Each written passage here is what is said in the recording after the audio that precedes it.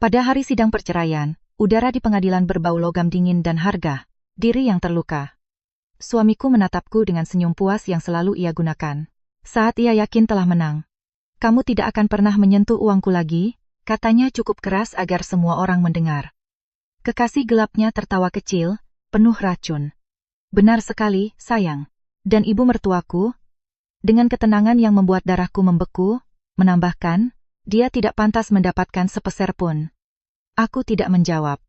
Aku menggeser sebuah amplop di atas meja. Hakim membukanya, membaca hanya beberapa baris, dan tertawa. "Oh, ini menarik," gumamnya. Saat itu juga aku melihat wajah mereka memucat dan aku tahu ada sesuatu yang akan hancur. Sebelum cerita ini berlanjut, saya mengundang Anda untuk menemani saya di jalan ini.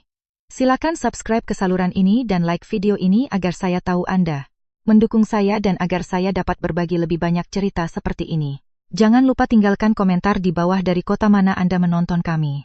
Sekarang, mari kita mulai.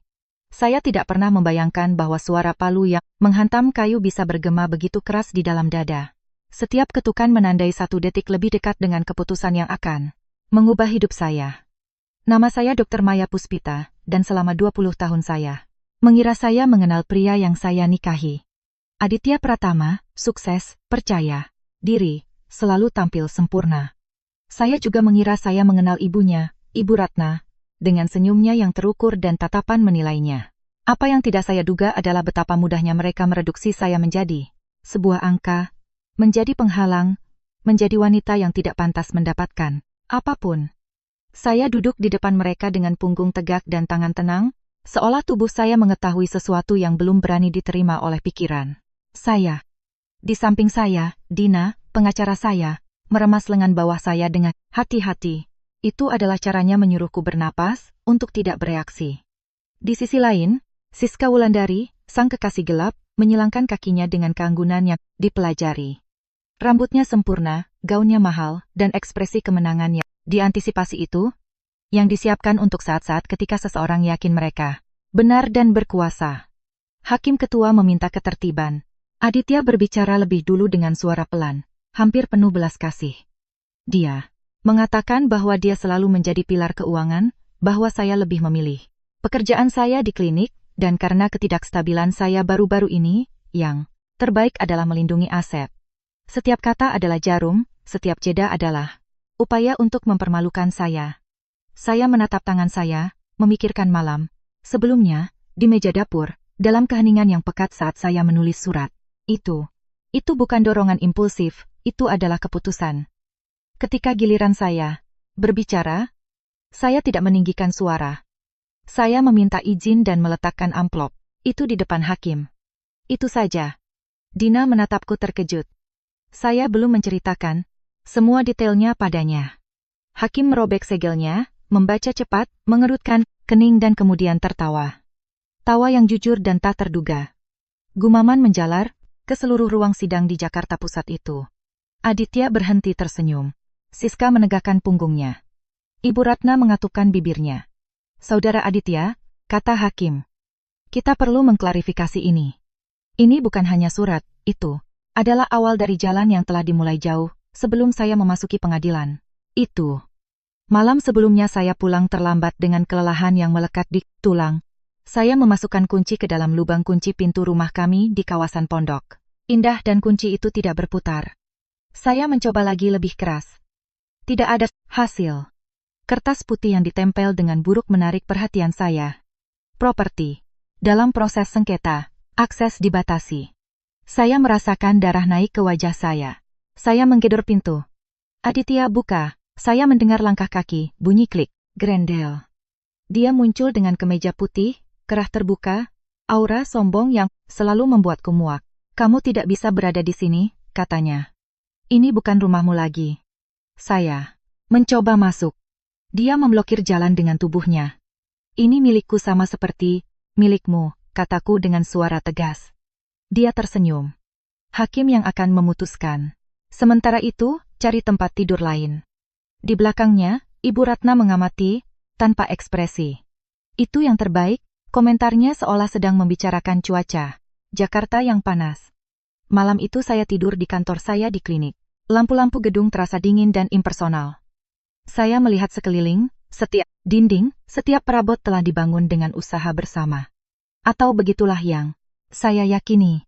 Ponsel saya bergetar. Itu Dina. Dia mengajukan dokumen untuk membekukan rekening dan meminta kontrol sementara, katanya. Saya menutup telepon tanpa pamit. Saya duduk dan untuk pertama kalinya dalam bertahun-tahun. Saya merasa takut, bukan karena kehilangan uang, tetapi karena kehilangan nama, baik saya, martabat saya. Saat fajar, pesan dari nomor tak dikenal muncul di layar. Kamu tidak menandatangani transfer itu, seseorang ingin membuatnya terlihat seolah kamu yang melakukannya. Saya membaca dan membaca ulang kalimat itu. Rasa dingin menjalar di punggung saya. Saya menghabiskan berjam-jam memeriksa dokumen, rekening koran, email. Saya menemukan pergerakan yang tidak saya kenali, tanda tangan yang mirip dengan milik saya, tetapi bukan. Itu adalah jebakan yang dirancang dengan baik. Sore harinya telepon kembali. Bergetar. Uang yang dia gunakan bukan miliknya. Tidak ada kata lain. Saya memejamkan mata. Saya memikirkan Aditya, keamanan barunya, cara dia berbicara tentang uangnya. Saya memikirkan Siska, selalu dekat dengan keputusan, selalu tersenyum. Saya memikirkan Ibu Ratna yang menceritakan kisah pengorbanan dan keluarga sambil mengamati saya seolah-olah saya adalah sebuah kesalahan. Saat itulah saya memutuskan untuk menulis surat itu. Bukan permohonan, melainkan peta. Ringkasan jelas tentang apa yang telah saya lihat, apa yang tidak sesuai, apa yang akan dikenali oleh hakim berpengalaman manapun. Saya tidak menuduh. Dengan kata sifat, saya menyebutkan fakta. Saya meninggalkan benang merah yang terlihat cukup bagi siapapun yang tahu cara menariknya untuk menemukan sisanya. Dan sekarang di pengadilan, benang itu mulai menegang. Hakim mengangkat pandangannya. Saudara Aditya, jelaskan asal-usul dana ini. Aditya membuka mulutnya, menutupnya lagi. Siska menghindari tatapanku. Ibu Ratna bergerak, gelisah di kursinya. Saya menarik napas dalam-dalam. Saya tidak merasakan kemenangan. Saya merasakan ketenangan. Kepastian bahwa untuk pertama kalinya, dalam waktu yang lama saya tidak bereaksi, saya bertindak. Gumaman di ruang sidang tumbuh seperti gelombang pasang yang tertahan.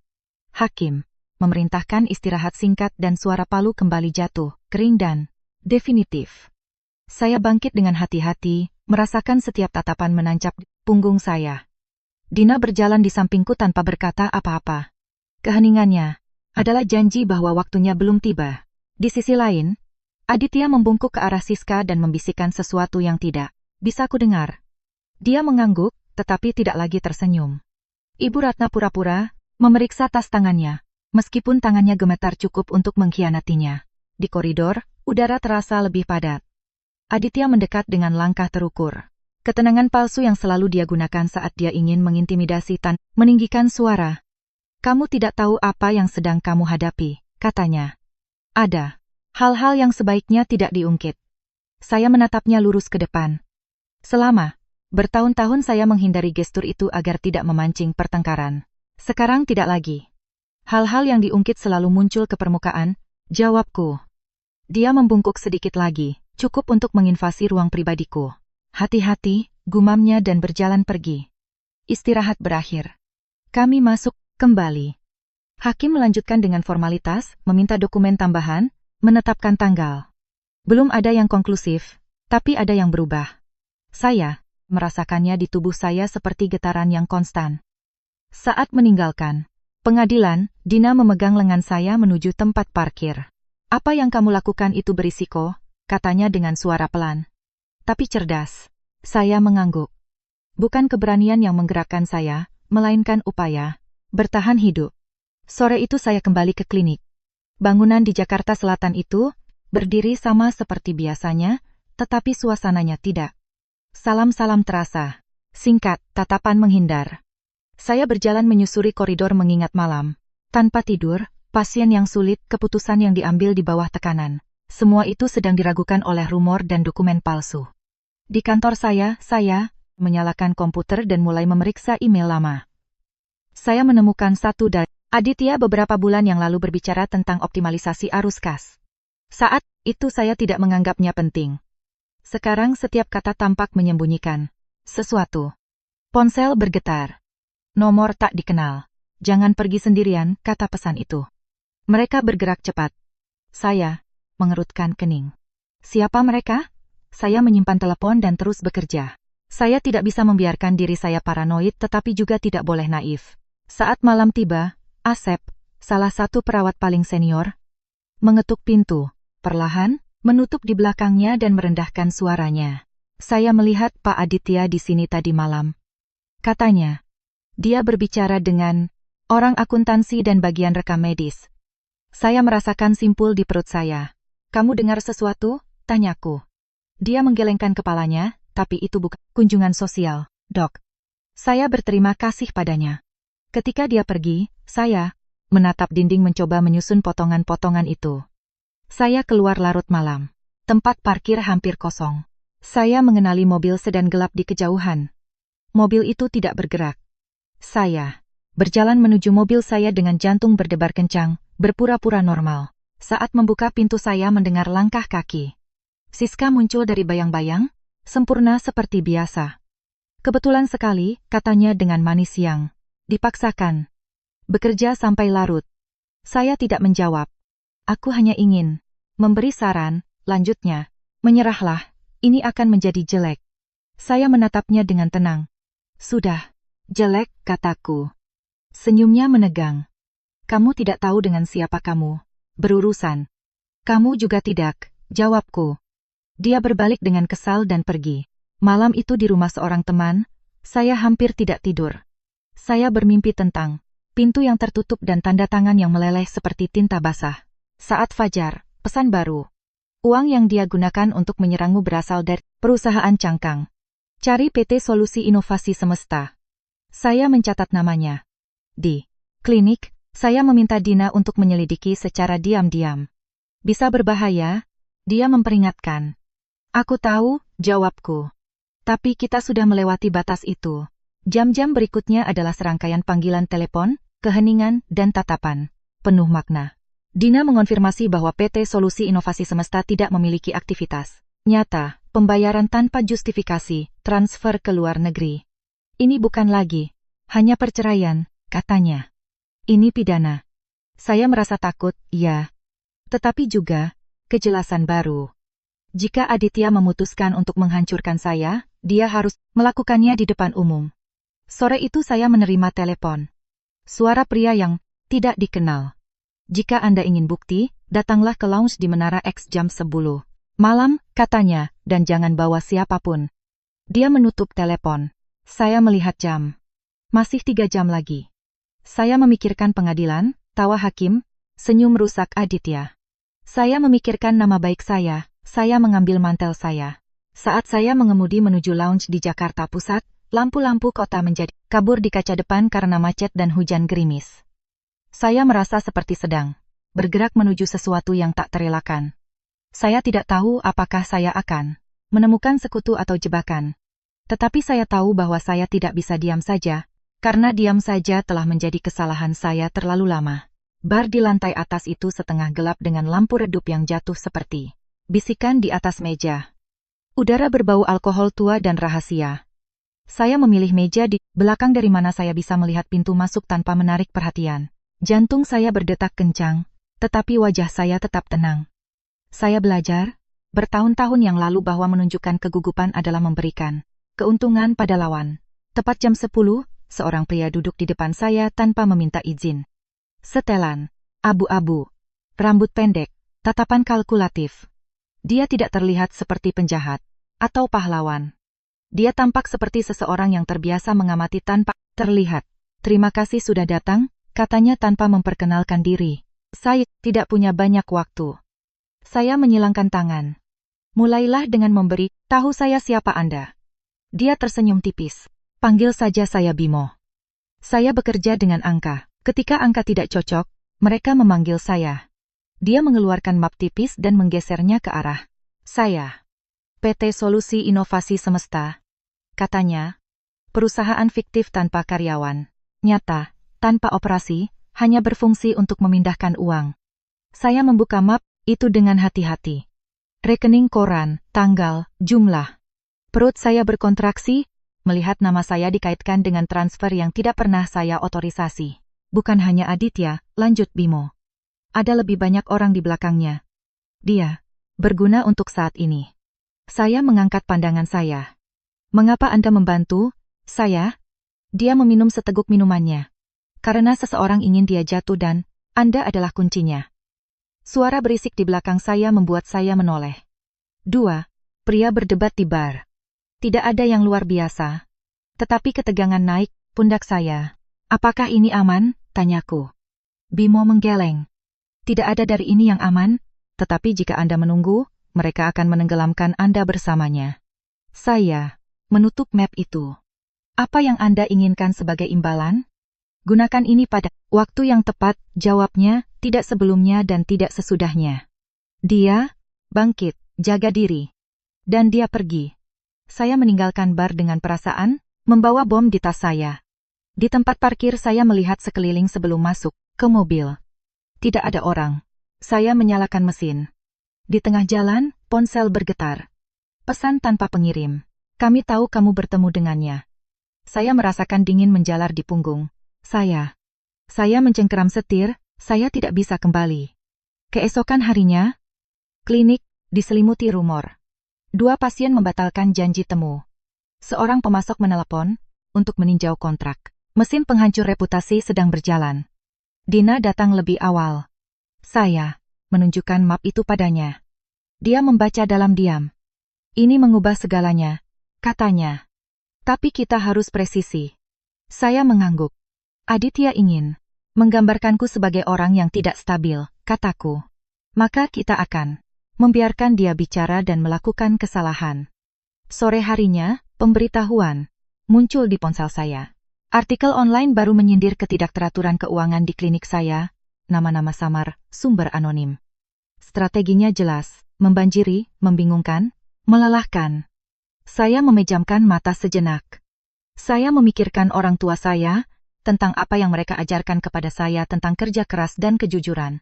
Saya memikirkan Maya yang dulu selalu mengalah untuk menghindari konflik. Wanita itu sudah tidak ada lagi. Malam itu, saat meninggalkan klinik, saya melihat mobil sedan gelap yang sama, dari beberapa hari yang lalu. Kali ini dia menyalakan lampu dan pergi. Dia tidak mengikuti saya. Itu adalah peringatan. Di rumah, saya masih menginap di tempat teman. Saya memeriksa kembali surat yang telah saya serahkan kepada hakim. Sengaja meninggalkan sesuatu. Satu detail yang hanya akan saya tunjukkan jika Aditya melewati batas tertentu. Saya tahu dia akan melakukannya. Saat fajar, Dina menelepon saya. Aditya meminta sidang darurat, katanya. Dia menginginkan kendali penuh, sementara masalah keuangan diklarifikasi. Saya tersenyum tanpa humor. Jadi, hari ini, saya berpakaian dengan tenang. Saya memilih warna-warna kalem, tidak ada yang mencolok, semua yang menopang. Sebelum keluar, pesan lain. Jangan percaya siapapun. Saya menyimpannya. Percaya bukanlah kata yang tepat.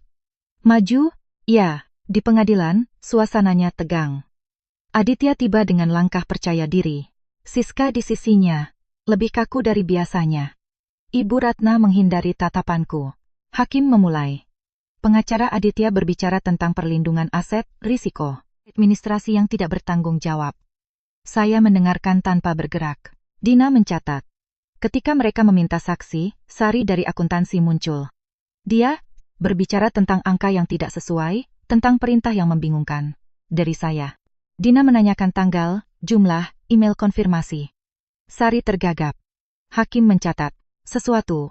Kemudian mereka memanggil Rudi, yang mengaku melihat pengeluaran tanpa justifikasi. Dina meminta audit independen. Hakim mengangguk setuju. Aditya mengerutkan kening.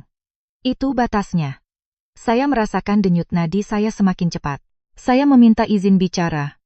Saya menyerahkan amplop kedua. Ini pelengkap, Yang Mulia, kataku.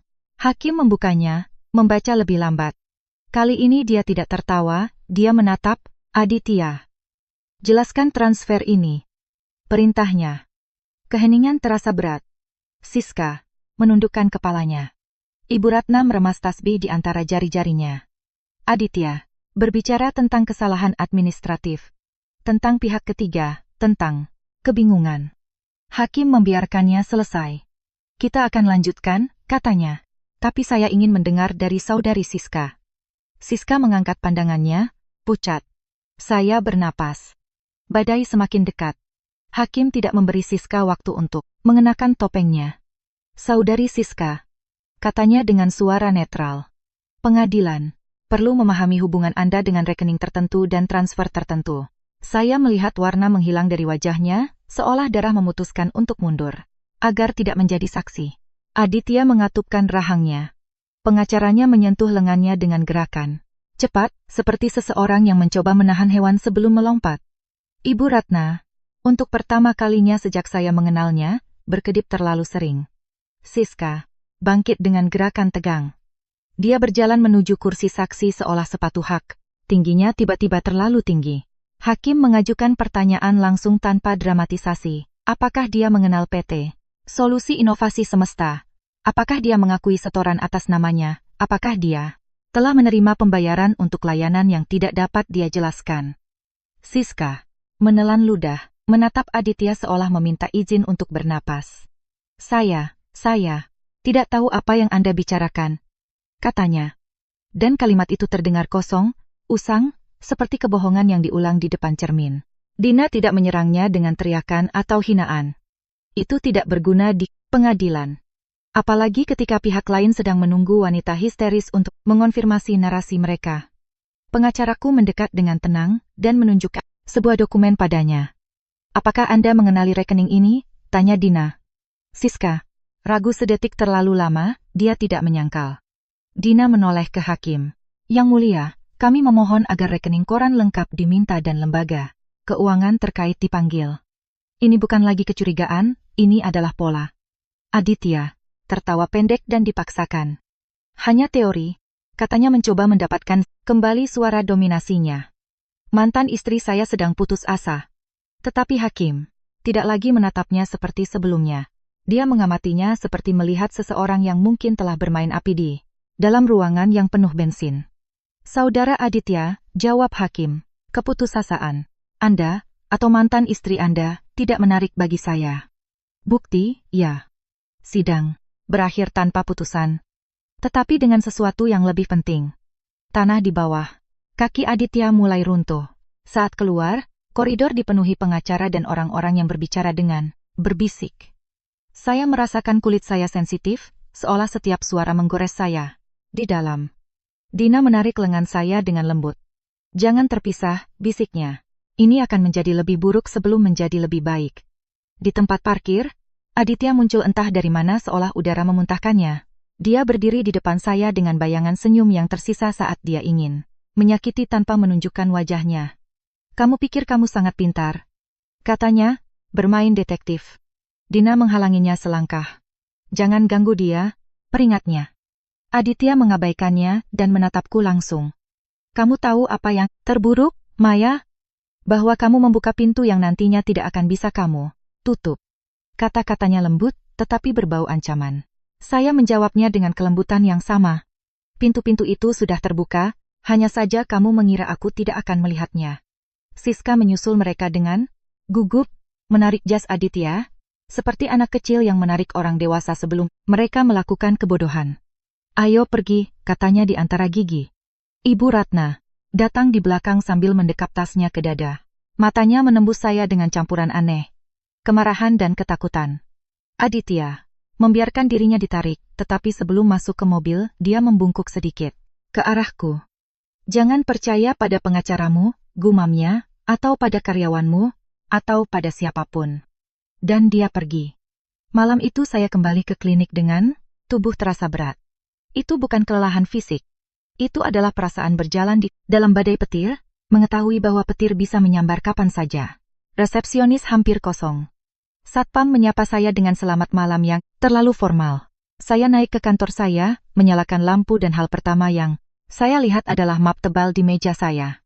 Itu tidak ada di sana ketika saya pergi. Saya terdiam sejenak mendengarkan. Keheningan klinik bukanlah keheningan total. Itu penuh dengan suara-suara kecil. Dengungan Aka, lift yang turun, langkah kaki yang jauh. Saya mendekat dengan hati-hati. Seolah map itu bisa melompat ke leher saya. Saya membukanya. Itu adalah dokumen cetak. Transfer, faktur, kontrak dengan pemasok yang tidak saya kenali, jumlah besar. Nama perusahaan yang terdengar nyata, tetapi sebenarnya tidak. Yang terburuk ada di akhir. Beberapa halaman membawa tanda tangan saya. Tanda tangan saya. Saya merasakan perut saya tenggelam. Pandangan saya kabur sesaat, seolah tubuh mencoba pingsan agar tidak memproses. Saya mengambil selembar kertas dengan tangan gemetar. Tanda tangan itu sangat mirip dengan milik saya sehingga terasa menyakitkan. Itu adalah goresan yang sama, kemiringan yang sama, tetapi ada sesuatu yang minimal, hampir tak terlihat. Sebuah sudut yang tidak pernah saya buat, sebuah salinan, pemalsuan yang dibuat oleh seseorang yang mengenal saya. Dengan sangat baik, ponsel saya bergetar seolah hidup. Nomor tak dikenal. Jangan katakan apa-apa. Jangan membela diri dulu, kata pesan itu. Map itu adalah jebakan terakhir. Tenggorokan saya terasa panas. Saya ingin berteriak ke udara agar dia memberi tahu saya namanya, agar dia berhenti mempermainkan saya. Tetapi sesuatu menghentikan saya. Jika itu musuh, reaksi saya adalah makanannya. Jika itu sekutu, impulsivitas saya bisa membunuh kami. Saya menelepon Dina. Dia menjawab pada detik itu juga seolah sedang menunggu panggilan saya. Sudah sampai, kan? Katanya sebelum saya berbicara. Bagaimana kamu tahu? Suaraku pecah. Karena aku menerima peringatan 1 jam yang lalu, jawabnya. Maya, dengarkan, jangan bergerak sendirian. Aku ke sana. Aku tidak ingin menyeretmu, kataku. Kita sudah terseret, jawabnya dingin. Dan sekarang kita akan keluar, tapi dengan strategi. Sambil menunggu, saya memeriksa dokumen-dokumen itu lagi. Ada transfer yang berulang setiap bulan, selalu jumlah yang sama, dikirim ke rekening dengan konsep yang sangat bersih. Honorarium konsultasi. Di 1 halaman, nama PT Solusi Inovasi Semesta muncul sebagai penerima. Saya merasakan dingin. Bimo tidak melebih-lebihkan. Ini bukan hanya untuk mengambil klinik dari saya, ini untuk mengubur saya dengan kejahatan pidana. Dina tiba, dengan wajah tegang, mengunci pintu kantor saya dan duduk di depan saya, memeriksa setiap halaman seolah memotong daging dengan pisau bedah. Mereka menanam ini di sini, katanya, agar terlihat seolah kamu baru menemukannya atau agar kamu panik dan melakukan kebodohan. Seperti apa? Tanyaku, meskipun aku sudah tahu. Seperti pergi ke polisi tanpa perlindungan, jawabnya. Seperti menelepon Aditya, seperti menghadapinya sendirian, seperti menandatangani sesuatu untuk memperbaikinya. Mata saya sakit karena tidak menangis, bukan karena saya ingin menangis, tetapi karena tubuh memohon jalan keluar. Dina mengangkat pandangannya. Besok kita akan meminta perintah pengadilan untuk mengamankan sistem dan catatan, katanya. Dan kita akan menuntut uji forensik tanda tangan. Bagaimana jika hakim tidak mau, gumamku. Dina mengatupkan bibirnya. Maka kita ingatkan dia bahwa dia sudah tertawa dengan suratmu dan jika dia tidak bertindak, ini akan meledak. Padanya juga. Ponsel saya bergetar lagi. Jika kamu mencari Aditya, kamu tenggelam. Jika kamu diam saja, juga tenggelam. Jalan keluarnya adalah sidang berikutnya. Buat dia bicara. Saya membaca pesan. Itu dengan suara pelan. Dina melihatnya dan ekspresinya berubah seolah dia memahami polanya. Seseorang sedang membimbing kita, katanya, atau seseorang sedang membawa kita ke rumah jagal. Saya mengangguk. Kita akan segera tahu, jawabku, meskipun di dalam saya merasakan kulit saya merinding. Malam itu, ketika akhirnya saya sendirian, saya mematikan lampu kantor saya dan menatap Jakarta dari jendela. Lampu-lampu di luar sana tampak tenang, seolah tidak ada yang terjadi, tetapi saya tahu kebenarannya. Perang bukan lagi hanya antara suami saya dan saya. Ada tangan lain yang menggerakkan bidak. Dan langkah selanjutnya harus sempurna, karena jika gagal, saya tidak hanya akan kehilangan uang. Saya akan kehilangan seluruh hidup saya. Pagi hari sidang berikutnya terasa kelabu, seolah kota itu sendiri telah memutuskan untuk menahan napas. Saya berpakaian dengan gerakan lambat dan tepat, memilih setiap pakaian seolah itu adalah baju besi rahasia. Saya tidak ingin terlihat menantang atau kalah. Saya ingin terlihat persis seperti apa adanya. Seorang wanita yang mengetahui sesuatu yang belum sepenuhnya dipahami orang lain. Dina tiba tepat waktu. Di dalam mobil kami meninjau strategi dalam diam, bukan karena tidak ada yang perlu dikatakan, tetapi karena setiap kata yang tidak perlu dapat memecah konsentrasi. Saya membawa map asli di tas saya dan di kompartemen terpisah. Amplop yang telah saya serahkan kepada hakim pada hari pertama. Amplop itu masih menjadi kartu terkuat saya. Tetapi belum saatnya untuk menggunakannya sepenuhnya. Pengadilan lebih penuh daripada sidang sebelumnya. Ada wartawan di belakang, diam tapi penuh perhatian. Aditya masuk dengan langkah percaya diri, terlalu percaya diri. Siska ada di sampingnya, riasannya sempurna, meskipun matanya menunjukkan malam tanpa tidur. Ibu Ratna berjalan di belakang. Kaku, seolah setiap langkah membutuhkan usaha yang sangat besar. Ketika Aditya melihat saya, dia tersenyum. Itu bukan senyum kegembiraan, itu senyum seseorang yang percaya bahwa dia masih memegang kendali. Hakim membuka sidang dengan suara tegas. Hari ini kita akan mengklarifikasi poin-poin spesifik. Umumnya, tidak akan ada basa-basi. Pengacara Aditya adalah yang pertama berbicara. Dia mengulangi narasi yang biasa, bahwa saya terpengaruh secara emosional. Bahwa klinik menghadapi risiko di bawah administrasi saya. Bahwa Aditya hanya mencari stabilitas. Dia berbicara dengan nada yang hampir kebapakan, seolah menggambarkan saya sebagai anak kecil yang tidak mampu menangani mainannya sendiri. Saya mendengarkan tanpa bereaksi. Saya merasakan denyut nadi di pelipis, tetapi saya tidak membiarkannya naik ke wajah. Dina mengambil kesempatan bicara dan meminta agar dokumen yang ditemukan di klinik dimasukkan, serta uji forensik pendahuluan tanda tangan. Hakim mengangguk. Lanjutkan. Mereka memanggil ahli forensik. Seorang pria berambut putih menjelaskan dengan istilah yang jelas bahwa tanda tangan pada dokumen tersebut tidak sepenuhnya cocok dengan milik saya. Ada kesamaan, tetapi juga perbedaan yang konsisten, katanya.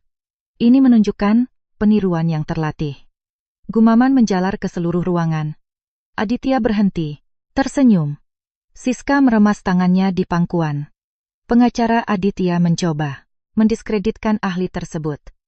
Dia berbicara tentang margin kesalahan, tentang stres.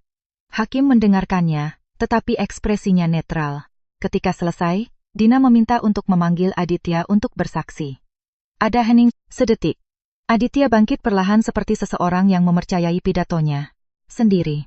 Dia berbicara tentang komitmennya pada perusahaan, tentang cinta masa lalunya kepada saya, tentang keprihatinannya yang tulus. Dia mengatakan bahwa dia tidak akan pernah memalsukan apapun. Bahwa semuanya adalah upaya saya untuk menyelamatkan posisi yang bukan lagi milik saya. Sementara dia berbicara, saya mengamatinya dengan perhatian yang hampir klinis. Saya tahu setiap gerakan, setiap jeda.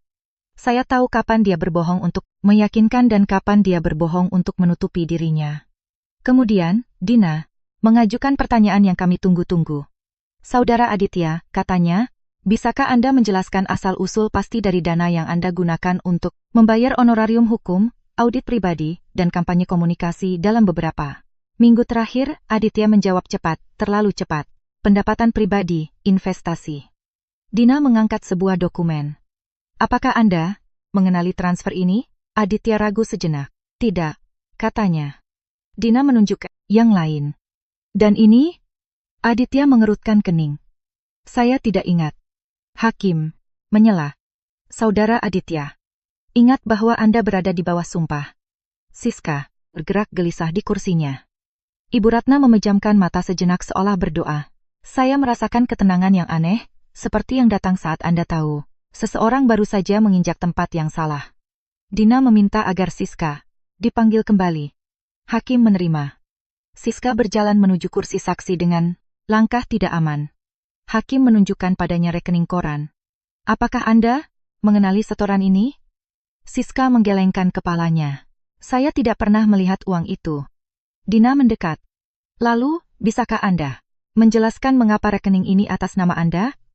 Siska menatap Aditya. Dia menghindari tatapannya. Itu adalah gerakan kecil, tetapi definitif.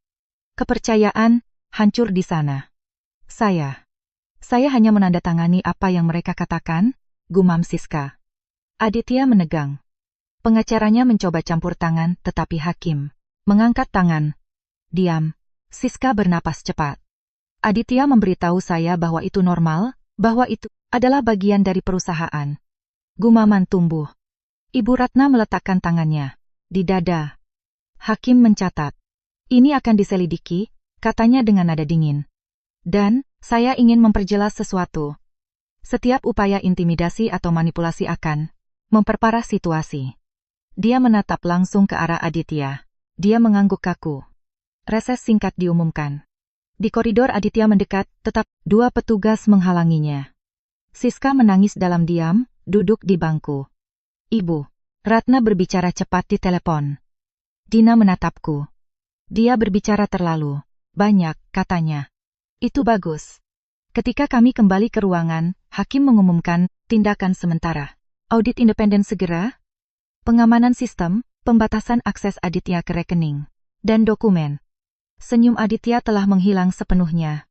Wajahnya sekarang adalah topeng yang keras dan berbahaya. Saat meninggalkan pengadilan saya merasakan kaki saya lemas, tetapi saya tidak berhenti. Saya tahu ini belum berakhir. Di tempat parkir, ponsel saya bergetar. Pesan baru. Sekarang dia benar-benar terpojok. Bersiaplah untuk pukulan terakhir. Saya mengangkat pandangan saya. Aditya berada di kejauhan menatapku dengan kebencian yang belum pernah kulihat sebelumnya. Itu bukan kebencian seseorang yang kehilangan uang, itu adalah kebencian seseorang yang baru saja kehilangan kendali. Sidang berikutnya tiba, dengan ketegangan yang berbeda. Lebih padat, seolah seluruh pengadilan tahu bahwa pagi itu seseorang akan jatuh. Gumaman yang biasa lebih rendah, bahkan wartawan berbicara dengan berbisik. Saya berjalan menuju kursi saya dengan amplop di tangan, merasakan beratnya sebagai sebuah kepastian. Dina menatapku dari sudut matanya dan mengangguk sedikit. Kami telah meninjau setiap skenario yang mungkin. Namun, tidak ada yang menjamin ketenangan saat nasib dipertaruhkan dengan suara keras. Aditya masuk terlambat. Itu bukan kecerobohan, itu demonstrasi. Dia berjalan dengan punggung tegak, dagu terangkat, seolah dia masih percaya bahwa pertunjukan itu miliknya. Siska tidak menemaninya kali ini. Ibu Ratna datang sendirian, lebih pucat, memegang tasnya, seperti pelampung penyelamat. Ketika Aditya duduk, dia menyilangkan tangan dan melontarkan tatapan yang memadukan tantangan dan dendam. Saya tidak menghindarinya, tidak perlu. Hakim membuka sidang tanpa basa-basi. Kita akan meninjau yang tertunda, katanya, dan kita akan melakukannya dengan presisi. Pengacara Aditya mencoba melanjutkan narasi kekacauan administratif, tentang kerusakan reputasi yang menurutnya telah saya sebabkan dengan tuduhan saya. Dia berbicara tentang kehati-hatian, tentang tidak terburu-buru mengambil kesimpulan. Saya mendengarkan dengan penuh perhatian, menghitung detik di antara setiap jeda. Dalam pikiran saya tahu strategi itu. Menunda, membingungkan, melelahkan. Dina meminta izin bicara. Yang mulia, katanya, klien saya ingin memberikan dokumen klarifikasi yang merangkum fakta-fakta yang dapat diverifikasi dan mengusulkan garis analisis yang konkret. Hakim menatapku. Silakan. Saya bangkit dan berjalan ke depan. Suara langkah kaki saya terasa berlebihan di lantai pengadilan di Jakarta itu, seolah lantai memperkuat setiap keputusan. Saya meletakkan amplop itu di depan. Hakim, saya tidak mengatakan apa-apa lagi. Hakim membukanya. Dia membaca baris-baris pertama dengan penuh perhatian, membalik halaman, alisnya sedikit terangkat, terus membaca. Tiba-tiba dia tertawa singkat, bersih, tidak mungkin disalahartikan sebagai ejekan. Oh, katanya, ini menarik. Udara berhenti. Saya merasakan lebih daripada melihat bagaimana Aditya menegang. Ibu Ratna mengatupkan bibirnya hingga menjadi satu garis lurus. Pengacara Aditya membungkuk ke arah kliennya dengan gelisah. Hakim mengangkat pandangannya. Saudara Aditya, katanya dengan ketenangan yang berbahaya. Mantan istri Anda telah berbaik hati membuat pekerjaan saya lebih mudah. Dia menunjuk dokumen itu. Di sini ada 3 poin yang perlu Anda jelaskan dan saya ingin Anda melakukannya. Sekarang. Aditya membuka mulutnya. Menutupnya. Mengangguk. Hakim membacakan. Poin pertama dengan suara keras, kontradiksi antara pernyataan bersumpah Aditya dan pergerakan keuangan yang tertanggal beberapa hari kemudian. Anda mengatakan, tidak memiliki kendali atas rekening-rekening ini, bacanya. Namun di sini Anda muncul mengotorisasi transfer. Aditya tergagap sesuatu tentang pendelegasian. Hakim tidak memotongnya, membiarkannya tenggelam dalam penjelasannya sendiri. Poin kedua lebih langsung. Hakim menyebutkan PT Solusi, inovasi semesta dan merinci jumlah, tanggal, tujuan. Pola-pola ini, katanya, cocok dengan skema yang dikenal untuk menyembunyikan dana. Aditya bergerak gelisah di kursinya. Keberatan, coba pengacaranya. Hakim mengangkat tangan. Tidak. Poin ketiga adalah yang memecahkan keseimbangan. Hakim membacakan referensi spesifik, kode internal yang digunakan dalam transfer, detail yang begitu teknis sehingga hanya seseorang yang terlibat ya bisa mengetahuinya. Kode ini, katanya, tidak muncul dalam dokumen publik. Bagaimana bisa sampai di sini? Aditya menatap pengacaranya, menatap Ibu Ratna, menatap lantai, tidak menjawab. Apakah Anda mengakuinya? Desak Hakim. Aditya menelan ludah. Tidak, katanya akhirnya dengan suara yang tidak lagi yakin. Hakim menutup dokumen itu. Aneh, komentarnya, karena ini cocok dengan informasi yang sudah ada di tangan instansi lain. Gumaman berubah menjadi dengungan. Ibu Ratna mendesah gemetar. Hakim memerintahkan untuk membawa Siska. Dia masuk beberapa menit kemudian dengan mata merah, tanpa riasan. Dia tidak duduk di sebelah Aditya. Dia tetap di kejauhan. Hakim bertanya padanya apakah dia mengenali kode itu. Siska menyangkal pada awalnya. Kemudian, ketika Hakim menyebutkan rekeningnya dan setoran, penyangkalannya pecah. Saya tidak tahu, katanya.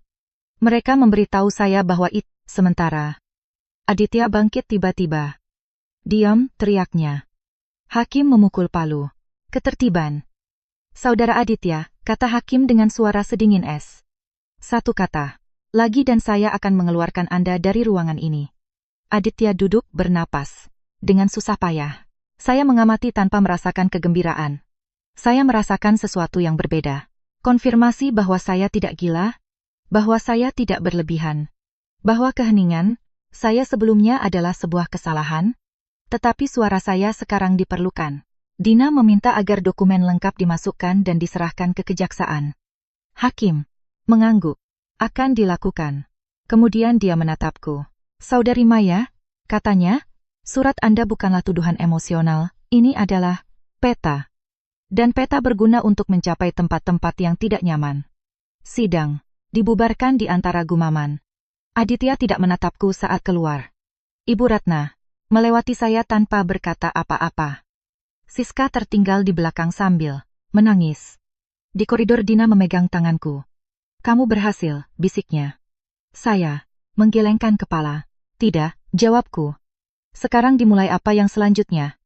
Ponsel saya bergetar. Pesan terakhir dari nomor tak dikenal. Permainan yang bagus. Sekarang tetap kuat. Saya menyimpan telepon dan menarik napas dalam-dalam. Ketakutan masih ada di sana, tetapi tidak lagi berkuasa. Ada sesuatu yang lebih kuat menempati tempatnya. Kebenaran yang diucapkan dengan lantang akhirnya. Hari-hari setelah sidang itu terasa aneh, seolah dunia telah mengecilkan volumenya. Tetapi bukan ancamannya. Di luar, Jakarta terus berjalan dengan kehidupannya. Orang-orang berbelanja di pasar modern, anak-anak keluar dari sekolah internasional, mobil terjebak macet di Sudirman, tetapi di dalam diri, saya semuanya dalam keadaan siaga, seperti hewan yang terluka yang tahu bahwa pemangsa masih berkeliaran, meskipun tidak lagi mengaum. Klinik bangun dengan keheningan yang berbeda. Itu bukan keheningan gosip, itu adalah keheningan rasa malu. Karyawan yang sama, yang sebelumnya menghindari tatapan saya, sekarang menyapa dengan lebih tegas. Beberapa mendekat dengan canggung untuk berkata, "Dokter." Saya tidak tahu. Lain tidak mengatakan apa-apa, tetapi menundukkan kepala saat lewat. Saya tidak menyimpan dendam. Di Indonesia orang belajar bertahan hidup di tempat mereka, bekerja dan terkadang bertahan hidup berarti diam. Namun saya tidak lupa siapa yang mendukung saya ketika tidak ada yang berani. Dina dan saya bekerja seolah-olah kami sedang menjinakkan bom. Setiap dokumen harus didukung. Setiap tuduhan harus memiliki dasar. Kejaksaan meminta informasi tambahan. Audit independen mulai memeriksa sistem, rekening, kontrak, dan dengan setiap hari yang berlalu Istana Aditya tampak semakin rapuh. Suatu sore Bimo menelepon lagi. Dia tidak meminta pertemuan, hanya berbicara. Seperlunya. Mereka sudah melepaskannya, katanya. Orang-orang yang mendanainya tidak menginginkannya lagi. Mulut saya terasa kering. Itu baik atau buruk? Tanyaku. Bimo tertawa tanpa humor. Tergantung apakah kamu menjadi masalah. Tetap bersih. Jangan menandatangani apapun. Jangan melakukan panggilan impulsif. Siapa mereka? Desakku. Jangan tanya nama, jawabnya. Tanya rute dan kamu sudah punya petanya. Dia menutup telepon. Malam itu saat kembali ke rumah karena saya berhasil masuk. Kembali ke rumah saya sendiri di Pondok Indah dengan perintah sementara saya. Menemukan sebuah kotak kecil di pintu masuk, tanpa pengirim, tanpa segel. Dina telah memberitahu saya untuk tidak menyentuh barang-barang. Untuk memanggil ahli atau setidaknya saksi. Tetapi tubuh saya bergerak sebelum akal saya. Saya membukanya dengan hati-hati. Di dalamnya hanya ada satu benda, cincin kawin saya, yang saya tinggalkan di atas meja pada hari Aditya menutup pintu di depan wajah saya. Itu bukan hadiah, itu adalah pesan. Saya duduk di sofa dengan cincin di tangan. Mengingat hari, ketika Aditya memasangnya di jari saya memiliki tawa yang mudah saat itu dan dia menatap saya seolah saya adalah rumahnya. Apakah itu pernah nyata, atau selalu merupakan rencana? Surat pengadilan telah memberi saya jawaban, tetapi hati saya terus menginginkan yang lain. Pukulan berikutnya datang melalui cara yang paling kotor. Telepon Dina berdering di tengah malam. Dia menjawab dan ekspresinya berubah seolah seseorang telah mematikan lampu di dalam dirinya. Ada apa? Tanyaku. Dia menunjukkan layarnya pada saya. Foto mobilnya yang diambil dari jauh dengan pesan di bawahnya. Jauhi kasus ini atau kamu akan menyesal. Dina mengertakkan gigi. Ini bukan lagi hanya Aditya, katanya. Orang lain sedang menekan. Saya merasakan kemarahan naik seperti api. Aditya bisa mencobanya dengan saya, tetapi menyentuh Dina adalah melewati batas yang tidak termaafkan. Kamu tidak akan menjauh, kataku. Dan suaraku terdengar lebih dingin dari yang kuduga. Dina menatapku. Maka kita harus menyelesaikan ini dengan cepat dan hati-hati. Sidang terakhir ditetapkan seminggu kemudian. Hakim telah menjelaskan bahwa dia akan memutuskan tentang administrasi dan aset, tetapi juga bahwa jika pola keuangan dikonfirmasi akan ada konsekuensi pidana. Aditya mengetahuinya dan pria yang terpojok adalah yang paling berbahaya. Pada hari yang ditentukan, pengadilan kembali penuh. Kali ini Aditya tidak datang dengan senyuman, dia datang dengan mata cekung dan kemarahan tertahan yang terasa di udara. Ibu Ratna tampak menua 10 tahun. Siska tidak muncul pada awalnya. Hakim masuk, semua orang berdiri dan ruangan menjadi hening yang hampir religius. Dina menyajikan hasil awal audit. Transfer ke perusahaan yang tidak ada, pembayaran ganda, kontrak palsu, rekening di luar negeri. Kemudian dia menyajikan uji forensik akhir. Tanda tangan itu adalah tiruan. Dia tidak hanya mencoba merampas kliniknya, kata Dina menatap hakim. Dia mencoba menjadikannya kambing hitam dari penipuan yang dia rancang sendiri. Pengacara Aditya mencoba berargumen bahwa semuanya adalah kesalahpahaman, bahwa ada pihak ketiga, bahwa Aditya juga korban. Hakim membiarkannya berbicara, tetapi kesabarannya sangat tipis. Saudara Aditya, katanya akhirnya, apakah Anda memiliki sesuatu untuk dikatakan sebelum pengadilan menentukan tindakan? Aditya berdiri. Suaranya keluar dengan kasar. Ya, katanya, saya punya sesuatu untuk dikatakan. Dia menatapku dan sedetik saya melihat. Aditya dari tahun-tahun sebelumnya, pria yang menawan, yang tahu cara membungkus, dengan kata-kata. Tetapi bayangan itu hancur ketika dia berbicara. Semua ini, karena salahmu, ludahnya. Jika kamu tidak ikut campur, semua ini tidak akan terjadi. Saya merasakan gelitik di kulit. Itu bukan ketakutan. Itu adalah kepastian bahwa dia akan mengungkapkan wajah aslinya. Karena salahku, ulangku dengan tenang. Aditya maju selangkah seolah ingin menyerangku dengan suaranya. Ya, karena kamu mengira kamu sangat diperlukan. Klinik, perusahaan, saya menginginkannya dan kamu hanya sarananya. Gumaman menjalar ke seluruh ruangan. Ibu Ratna memejamkan mata. Dina menegang. Hakim memukul palu untuk meminta ketertiban. Tetapi Aditya sudah di luar kendali. Siska dan aku, lanjutnya, dan suaranya pecah dalam tawa pahit. Kami sudah bersama sejak sebelum kamu. Adalah kedok yang sempurna, dokter yang terhormat, tanda tangan yang bersih, nama yang membuka pintu. Saya merasa seolah seseorang telah memukul dada saya. Tenggorokan saya tertutup, tetapi saya tidak menangis. Saya tidak memberinya kesenangan itu. Hakim menyela dengan suara keras. Cukup.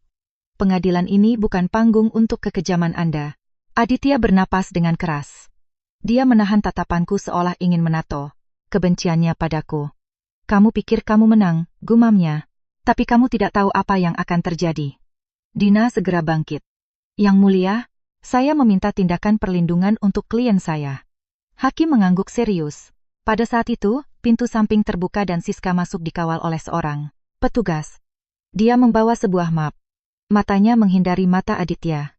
Dia mendekati kursi saksi dan berbicara dengan suara gemetar. Saya ingin bekerja sama. Aditya diam tak bergerak. Ibu Ratna mengeluarkan erangan pelan. Siska meletakkan map itu di depan hakim. Ini pesan-pesannya, rekeningnya, instruksinya, katanya. Saya tidak ingin masuk penjara karenanya. Itu adalah pukulan terakhir. Hakim memeriksa dengan cepat, lalu mengangkat pandangannya. Saudara Aditya, katanya dengan ketenangan yang mematikan, pengadilan memutuskan bahwa Anda segera dipisahkan dari segala administrasi, akses, dan perwakilan klinik, dan diperintahkan untuk menyerahkan kasus ini ke kejaksaan karena kemungkinan tindak pidana keuangan. Ruangan meledak dalam gumaman. Aditya membuka mulutnya untuk memprotes, tetapi tidak ada suara yang keluar. Untuk pertama kalinya saya melihatnya kosong, bukan kalah dengan bermartabat, melainkan kosong seperti seseorang yang tiba-tiba mengerti bahwa tanah sudah tidak ada lagi. Beberapa hari kemudian, polisi menangkapnya di rumah ibunya di Menteng. Tidak ada tontonan Hollywood. Ada rutinitas Indonesia. 2 petugas, 1 dokumen, 1 tangan di bahu. Aditya tidak berteriak. Dia hanya menatapku. Tatapannya tidak meminta maaf, hanya bertanya bagaimana dia bisa kalah. Saya berada di pintu masuk klinik, ketika mobil membawanya pergi. Saya merasakan udara masuk ke paru-paru saya, dengan kejelasan baru. Saya tidak merasakan kebahagiaan, saya tidak merasakan balas dendam, saya merasakan kedamaian. Dan bagi seorang wanita yang hidup, bertahun-tahun berjalan di atas kaca, kedamaian itu adalah segalanya. Saya ingin menutup cerita ini dengan hati di tangan. Jika Anda pernah dibuat merasa tidak berharga, bahwa Anda tidak pantas mendapatkan sepeser pun atau satu kata pun, atau tempat di rumah Anda sendiri, ingatlah ini. Martabat Anda tidak dapat dinegosiasikan, dan suara Anda, ketika saatnya tiba, dapat mengubah segalanya. Ceritakan di komentar apa yang Anda rasakan saat mendengarkan cerita ini dan dari kota mana Anda menonton saya. Jika Anda ingin lebih banyak cerita seperti ini, subscribe ke saluran ini dan temani saya setiap hari. Di sini kita terus bersama karena tidak ada yang harus menghadapi badai mereka sendirian.